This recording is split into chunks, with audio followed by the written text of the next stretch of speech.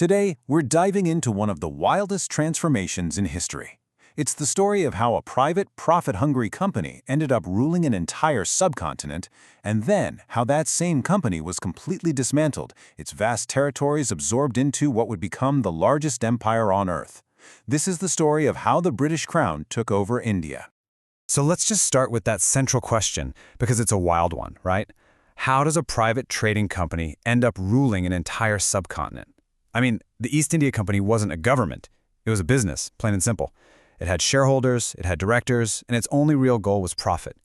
And yet somehow, by the middle of the 18th century, it was commanding its own armies and controlling millions of people. So how did that happen? And how did that incredible situation lead not to a permanent corporate empire, but to a formal British one? Well, the whole story really kicks off not with a show of incredible strength, but with a confession of absolute weakness. You see, by the 1770s, the company was this huge paradox. Its officials were coming back to Britain just dripping with wealth. I mean, unbelievably rich. But the company itself, it was drowning in debt.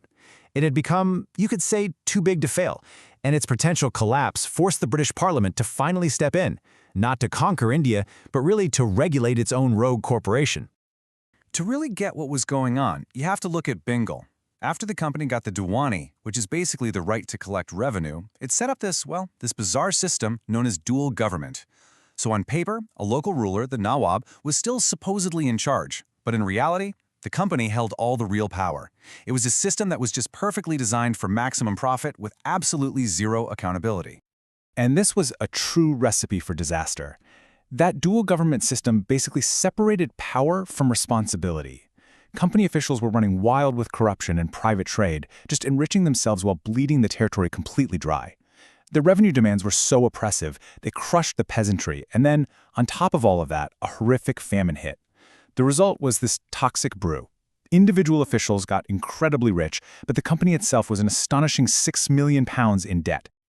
So this is the turning point, this moment of pure desperation.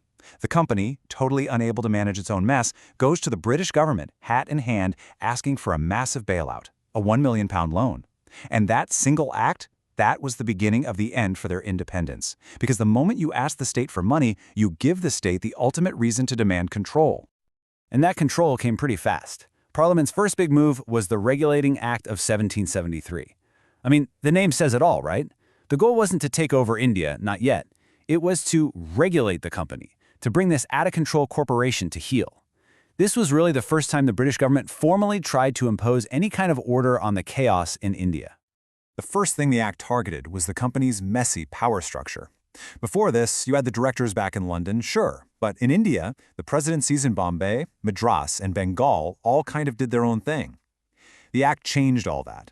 It created a new supreme authority, the Governor-General of Bengal, based in Calcutta, who now had power over the other two presidencies. This was the very first step toward a centralized British administration in India. So you can see just how much they tried to change. The governor of Bengal gets a big promotion to governor general. To tackle the corruption head-on, a brand new Supreme Court was set up in Calcutta to put company officials under the rule of law. And critically, those officials were now flat-out banned from the private trade and bribery that had caused the whole crisis in the first place. It was a serious attempt to clean house. But, first attempts are rarely perfect. The Regulating Act turned out to be flawed, and it just wasn't enough. The problems kept coming, and Parliament started to realize that simple regulation wasn't going to cut it. They needed direct control. And this next phase marks a huge shift from just trying to manage the company to actively taking over its government functions. The next big piece of legislation was Pitt's India Act of 1784. And if the 1773 Act was all about regulation, this one was about separation. It basically took a knife and sliced the East India Company's functions right in two, creating this clear, sharp line between its business activities and its political and military responsibilities. And what that meant was a whole new government body, called the Board of Control, was created to oversee all the political stuff. The military, the civil administration, the revenue collection, all of it. The company's own court of directors, they were now left to manage just the commercial side of things. This was a massive, massive shift.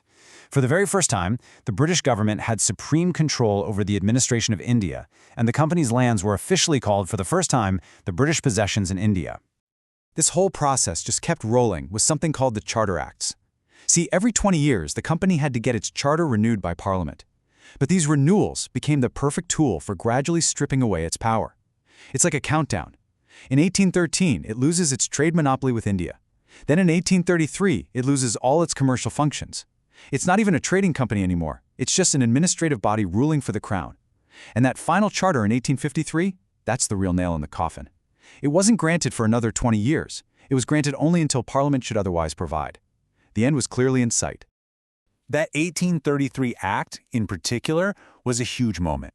It basically completed the centralization that started way back in 1773. The title itself changed from Governor-General of Bengal to Governor-General of India. It might sound symbolic, but it was a really powerful shift that concentrated all civil and military authority over the entire territory into just one office. And that same 1833 Act had this truly remarkable clause in it. In theory, it said that religion, birthplace, or skin color could no longer be a barrier to employment in the civil service. Now, let's be real. In practice, the company's directors made sure this was pretty much ignored. But the principle itself was laid down, and it would become incredibly important later on. So at this point, the company is really just a shell of its former self.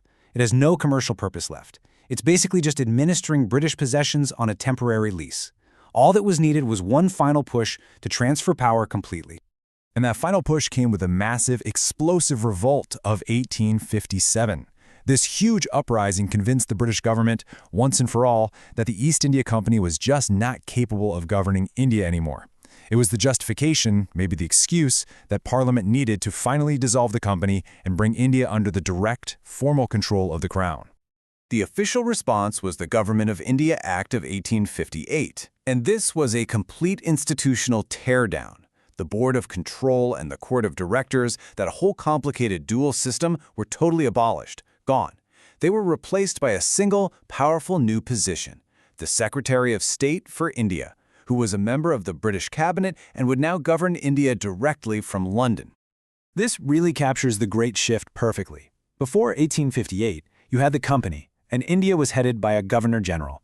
After 1858, under the Crown, he becomes the Viceroy, the direct representative of the monarch. That complicated dual system in London? Gone. Replaced by the direct authority of the Secretary of State. And what were once called company territories were now officially British possessions. The transformation was absolute. And to mark this brand new era, Queen Victoria issued a proclamation directly to the princes and people of India. It promised to respect their rights, their customs, and included that powerful pledge you see there, to treat Indian subjects with the same duty as all other British subjects.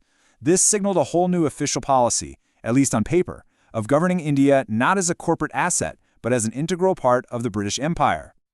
So there you have it. In just under a century, a bankrupt trading company was replaced by a formal empire.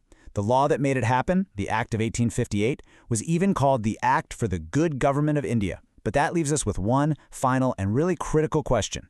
The company was gone, sure, but the empire remained. So what did this new, direct, and centralized good government actually mean for the millions of people who now found themselves living not under a company, but under the crown?